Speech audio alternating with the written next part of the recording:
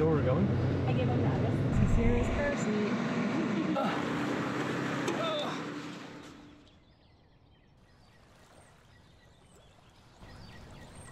Exciting times. Very exciting. I want to see Bill's face. Yeah, we're just making fun of him.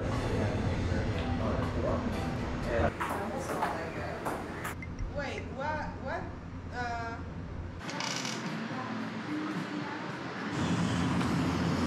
It does hurt a little bit. And the times that we walk, going through and through. In that moment, I felt that I could go anywhere with you.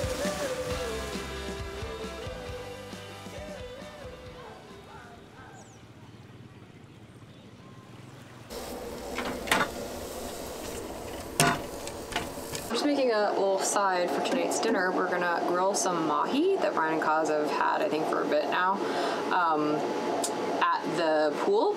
So we're gonna bring our barbecue, and I'm making like rice noodles, and I'm sauteing some carrots right now, and I'm gonna just like make like a little stir-fried rice noodle thing. It's gonna be nice to have a little dinner with our friends because yeah, we've been in marinas and stuff and haven't really had many bonfires. That's like outdoor space here, at least. So Brooke and look Gary who it is. Here. I see a Sierra out there. Oh, I think Nugget and Kaz are making their way over. She's looking for her sunglasses. Silly child. So there she's going. I'm preparing this evening's meal aboard Calico Skies, who's berthed comfortably here in Chiapas Marina, Mexico. Chiapas, located on the southwestern tip of Mexico's coast, is home to one of the largest indigenous populations in the country, with 10 federally recognized ethnicities, and is our port of entry into the country.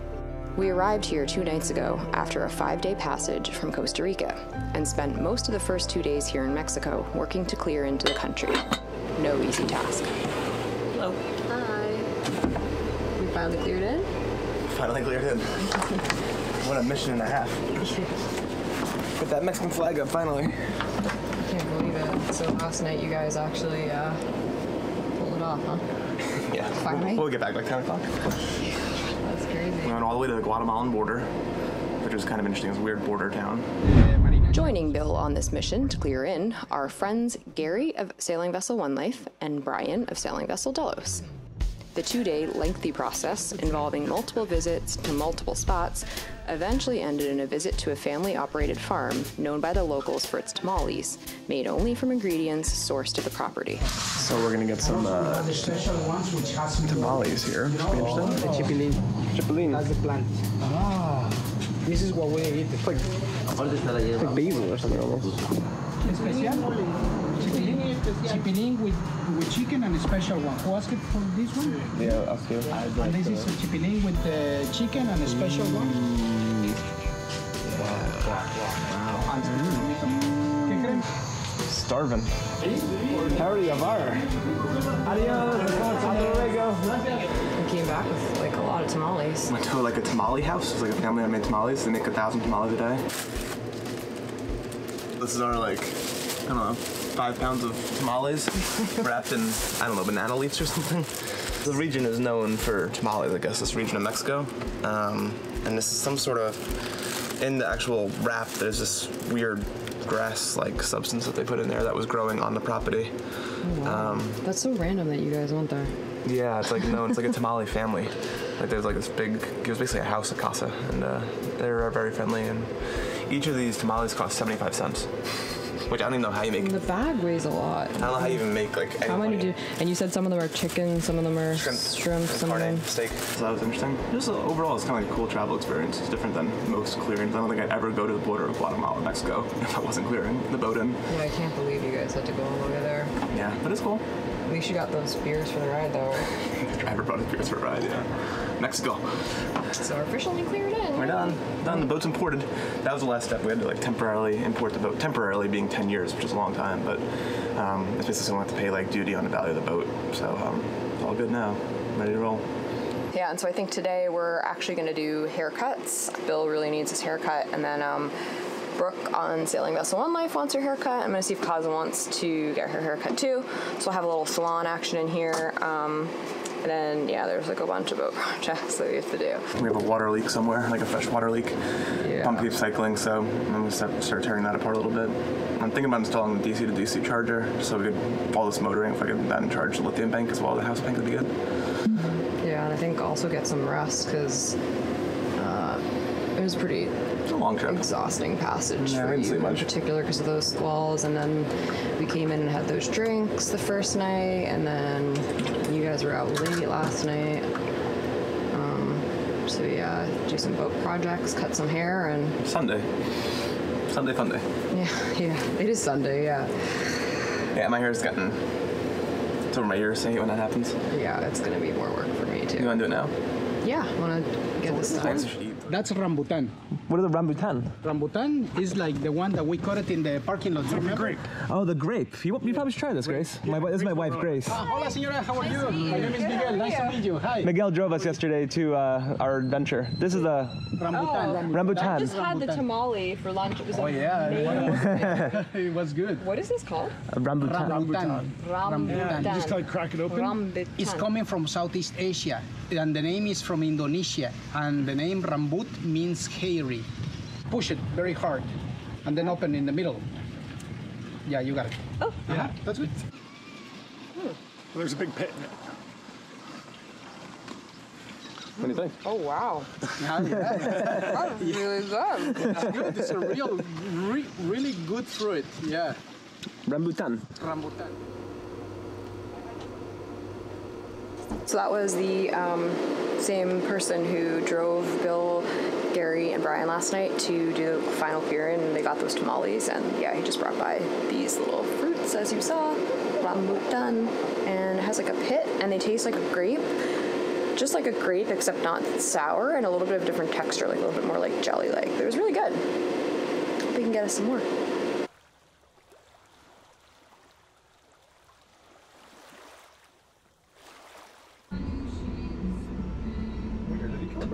Brooke is up first for a haircut today, followed by Kaza, then Sierra.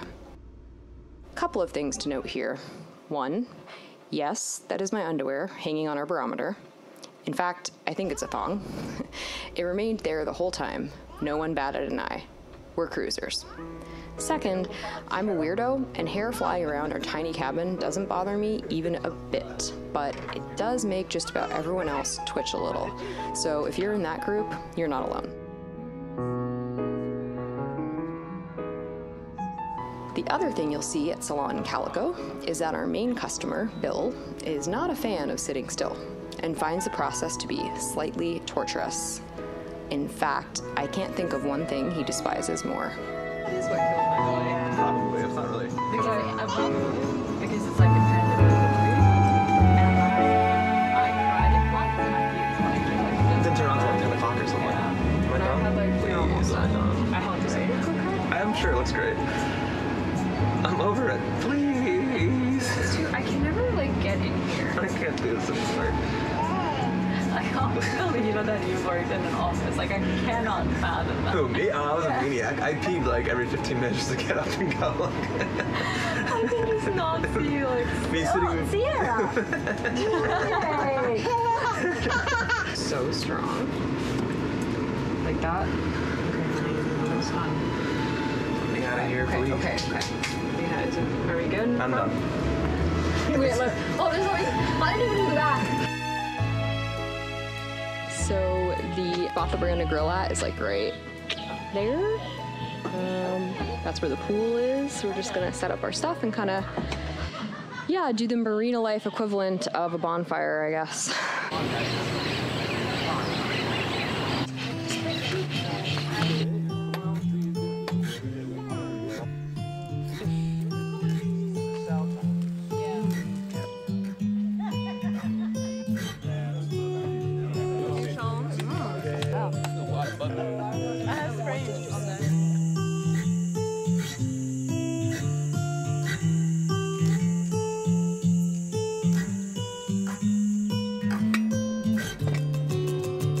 The next couple of days passes with our time filled with typical for us activities.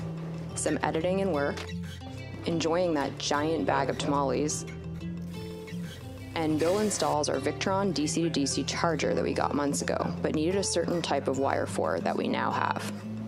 With it installed, we'll now charge our lithium batteries while motoring. We chose Chiapas as our port of entry because of its location on the southern border of Mexico, but it's not a place we plan to stay for long. The weather, though, has not been good, and offshore early season hurricanes are preventing us from leaving. Our marina is very protected from wind, which is great, but long days of rain has made us antsy. So we decide to get off the boat for a couple of days and head to a property inland with our friends on Delos, One Life, and our buddy Max of sailing vessel Elixir.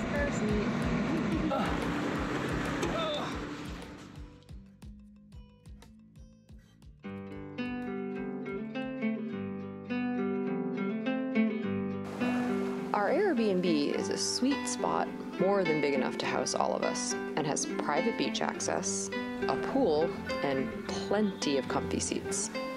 Plus a large kitchen, a nice change from our small boat galleys, with lots of space to cook and hang out comfortably together. It's also a good spot for other types of activities, maybe not typical of the usual guests who vacation here. We're ready, we're getting ready. I'm just about to lay the table for Bill's first tattoo. Yeah, tattoo virgin. This is Layla, who just happens to be a tattoo artist. She's here with our friend Max of sailing vessel Elixir, and she's dreamed up an incredible design for Bill. Yeah, so we've just all been hanging out, and Max and Layla are also here. Max, who's going to be the apprentice, and Layla, who's the tattoo artist. And we actually met her a while back now because she's been crewing with Max through all of Costa Rica. So we haven't filmed her, but she's been kind of in the background, and she's super talented. She's from Switzerland, and I mean, you guys will see. I don't know much about tattoos, but you can just tell by looking at It's really cool. I always said I would do it. Yeah, I always said, so I'm a little nervous with the first tattoo, but I always said if the opportunity arose, I would probably do it. I think the next one would be French Polynesia. I would probably, get like a traditional tattoo. But I'm opting to get an anchor because my grandfather had an anchor on his forearm. He's the one who got me into sailing. And the anchor also symbolizes like a transatlantic, which we've done 2 of. So it seems like a good time, like getting to the Pacific to celebrate the Atlantic accomplishments. And I don't think everybody probably knows this, but the reason Bill and I are both here right now is because of Bill's grandpa. He's the one who taught him how to sail as a kid. Yeah, we actually have a little memento on our boat from him. Yeah. But yeah, so that's what the anchor for. And then the swallows, you get 1 swallow every 5,000 miles, right? Yeah, so I'm at like So 7 swallows, but 7. But I think I'm only doing 1 for now because I don't want to complicate the design. So it's just, because we were, They represent all the miles. It's a big swallow. Yeah. And I have 5 swallows in case anybody wanted to know, but I don't have an idea for a tattoo yet. If you guys have an idea of something I can do that's cool with 5 swallows, let me know. Anyway, poor Bill has, if you guys know by now, he's got pretty bad ADD, but Layla says it's going to be 45 minutes, so. It's gonna be okay. Yeah. Exciting times. Very exciting. I want to see Bill's face. Yeah, we're just making fun of him right now.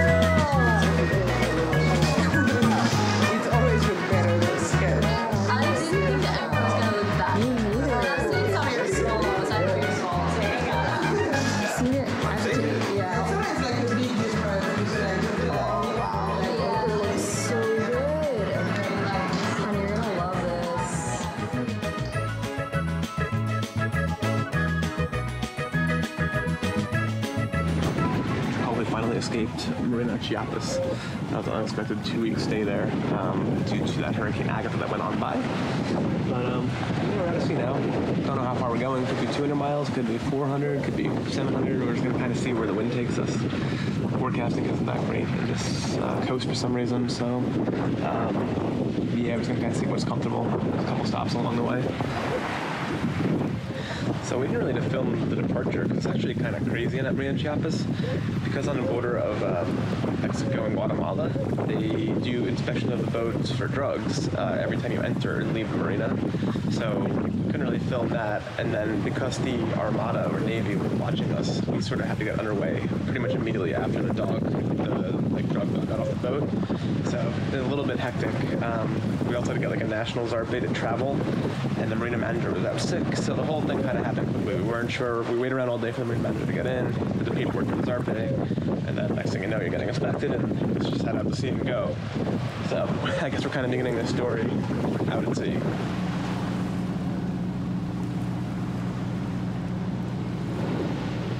The sun is just going down on night 1 here. Wind is kind of gone. This boat are sailing now. I tried to get the code 0 up earlier, but it just didn't take. Pretty cool sky though.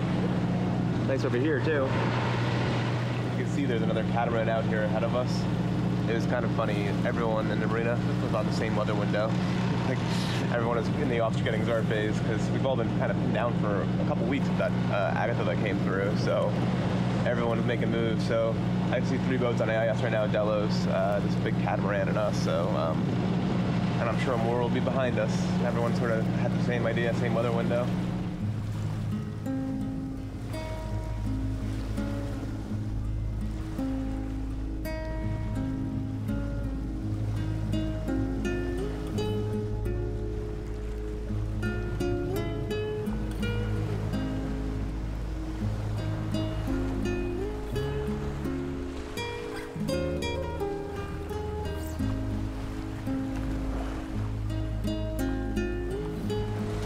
Sleep much, but nice morning visit from dolphins helps to make up for it. Beautiful sunrise too.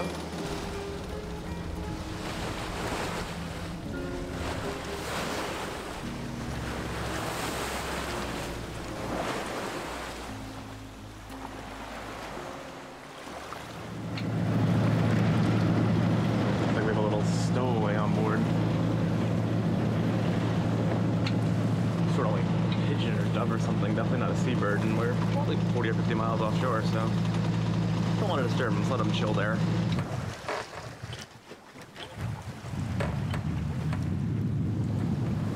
We want to try to go as far as we can on this passage, so our strategy is to try to preserve as much fuel as we can, so that's why we're sailing at like 3 knots right now. Which I actually enjoy, but yeah, I don't know about Bill. Some exercise of patience for me going 3 knots. I'm trying not to think about it. I really enjoy it. It's hard for me.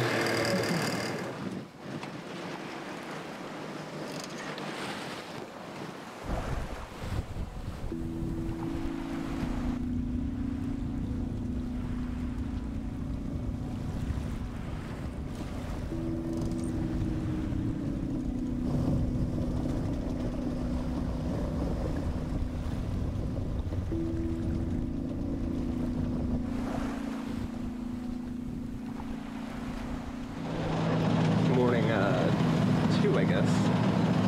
3, I can't remember. We're almost done at the Bay of Tepanatec. Had some pretty crazy course changes overnight. Current got really strong, so we had more inshore. We were trying to do run line across the bay, but we were just getting like stopped by standing waves. So headed into shore, and it seemed a little bit better. We're sort of back on course now. Yeah, it's sort of like just a big long slog of a motorboat ride. I think we've sailed 4 hours so far. It's just not just right on the nose, and that's sort of the prevailing forecast here. So 4 knots. I do seem to have a fuel consumption down to about 11 gallons per day, so it's not so bad. I think, knock on wood, we go as far as we want to this trip. Unless we need to like punch it up to get there some more waves and start burning more fuel, but Yeah, we're gonna keep on keeping on. We are now motoring across the Gulf of Tehuantepec, another one of those tricky areas on the passage north to the Sea of Cortez. Stretching for 250 miles and similar to the Papagayo wind, this area can have up to 50 knots of gap winds as the Caribbean trades funnel over the mountains of southern Mexico. So I woke up this morning and I was like, why are the solar panels so like cockeyed? Like something bend overnight or the demi frame bend? So I couldn't figure out what wasn't straight on the boat. And I looked at one of the feet and it actually sheared off like the little like the ball. It's actually a ball socket. It actually just sheared it off. Like on the bottom of the davits is what Bill was talking about. So we usually have like these Dyneema supports that pull the weight back, but it looks like the generator had melted it. I didn't realize that the exhaustion generator had rubbed against it and melted the support. So I think last night when we were pounding, it was unsupported and it just sheared. So a little damage to the hull, like the gel coat, nothing like, it didn't push to the hull or anything. So we took a winch and we like put it through the D-ring, up around the crane of the wind generator, and we used that in order to like pop it back up. And then we took another winch here and got it to pull sideways. So now it's resting back on the foot of the foot that the ball bearing sat in. So it's on the foot, it's off the hull. I'm kind of just like lashing it back into place now to try to stabilize it until we get in a port and figure out how to repair it. Maybe we had too many. I had too many. What are we doing here? Mostly through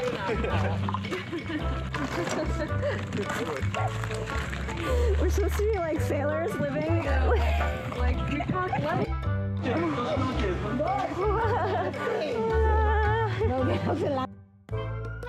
mean, I guess my job is sailing around the world. Exactly. I love YouTube. Leave a comment. Click like, subscribe. What do you guys think? That should make that max tattoo on me. Click like, subscribe. How many sailors does it take to change your water bottle? 1, 2, 3.